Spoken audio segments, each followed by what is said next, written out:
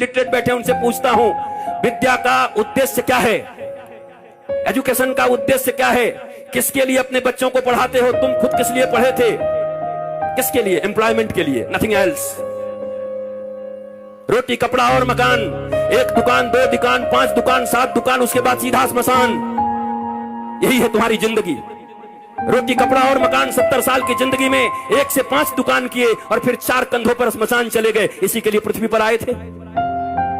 सारी जिंदगी टेंशन, सारा जिंदगी दुख, सारा जिंदगी डिप्रेशन, सारा जिंदगी हाय हाय, सारी जिंदगी कर्ज, सारे जिंदगी रिश्तेदारों को मनाते रहे, एक दूसरे से नीचा देखने और दिखाने का काम चलता रहा और उसके बाद एक दिन तुम्हारी मृत्यु आ गई। हमने सुना था कि मनुष्य का जीवन सबसे सार्थक होता है। दुर्लभो मानुषोदेहि देहिनाम क्षणभंगुरः तत्रापि दुर्लभम मन्ये वैकुंठ प्रिय दर्शनम। ये दुनिया में सबसे ज्यादा का, सबसे अधिक, सबसे ज्यादा प्रभावशाली मानवीय जीवन है। क्या ये जीवन है?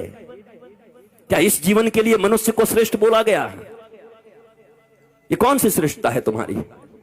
तुम चैन से सो नहीं सकते, तुम चैन से बैठ नहीं सकते, तुम पड़ोसियों का उत्थान नहीं देख सकते, तुम दुख को हैंडल नहीं कर सकते। राम जी के जैसा सत्ता चला जाए, उसके बाद भी जब माता कौशल्या पूछती हैं, राम तुमने सब काम कर लिया ना, सारी पूजाएं कर ली ना, कल मेरे बेटे का राज्याभिषेक होने वाला है, कल तू युवराज बनेगा। तो धीरे से राम जी कहते हैं, मां मेरे पिताजी इतने छोटे थोड़ी हैं। बोला क्या हुआ?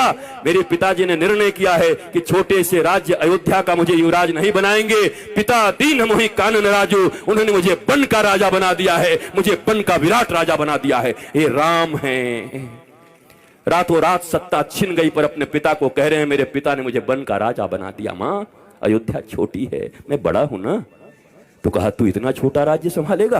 तू बन का राज संभाल जा। लाखों ऋषि महर्षि तेरा इंतजार कर रहे हैं। कई सबरी तुम्हारे लिए बैठी हैं, कई सुतीक्षण बैठे हैं, कई सरभंग बैठे हैं, कई जटायु तुम्हारे लिए बैठे हैं, कहीं सुग्रीव बैठा है बाली से लात खाए। जाओ सबका उद्धार करो।